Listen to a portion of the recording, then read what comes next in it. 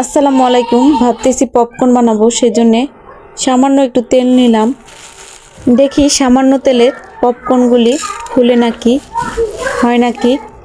তো এই ছোট ভুট্টার দানাগুলি থেকে পপকর্ন সুন্দর হয়। তো একটু পুরানা হয়ে গেছে, এই 1 মাস আগের এই ভুট্টার দানা। সাথে দিলাম একটু লবণ। তো একটু লবণ দিলে একটু স্বাদ হয়, নোনতা নোনতা লাগে। আর লবণ ছাড়া তো কিছুই ভালো লাগে না। তো একটু লবণ দিলে ভুট্টাটা খেতে খুবই টেস্টি হয় পপকর্নটা।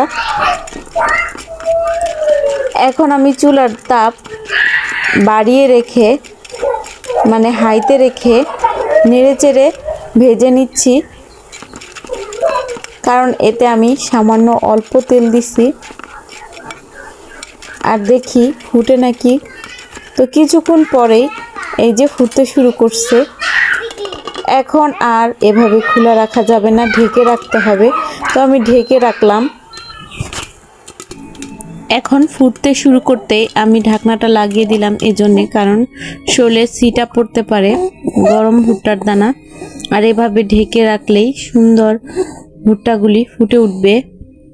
আর এই মুহূর্তে চুলার তাপটা আছে একদম লোতে, মানে হাইতে করে ভেজে ভুট্টার দানাগুলি যখন ফুটতে লাগবে তখন এভাবে ঢেকে দিয়ে চুলার তাপ একদম লো করে দিতে হবে।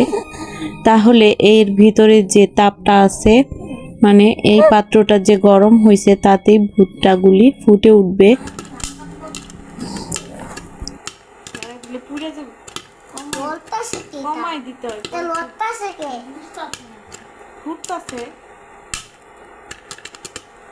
ঢাকনা খুলে দেই না, কম দেখা যায় না। ফুটতাছে দেখি সাদা কালার পপকর্ন। ধরে গেছি গেলাম।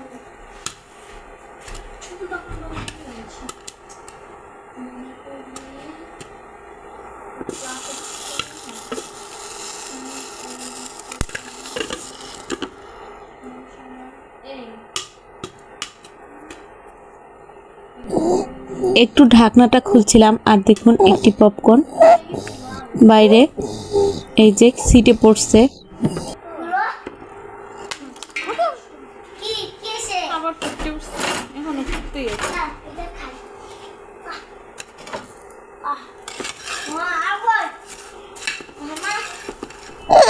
অল্প তেলে কত সুন্দর ভুট্টা থেকে পপকর্ন হয়ে গেল। একদম সামান্য তেল দিছিলাম, অনেক অল্প।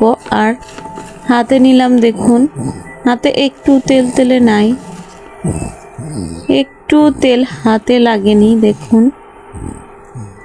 আর একদম স্বাস্থ্যকর এই ভুট্টার দানা ভেজে নিলাম একদম অল্প তেলে।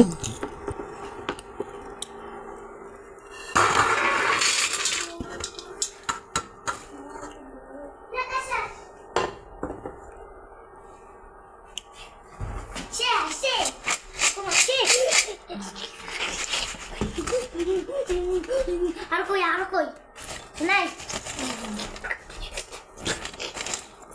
আমি করতে গেছি ভিডিও থেকে শিখতে আমার শিখছ না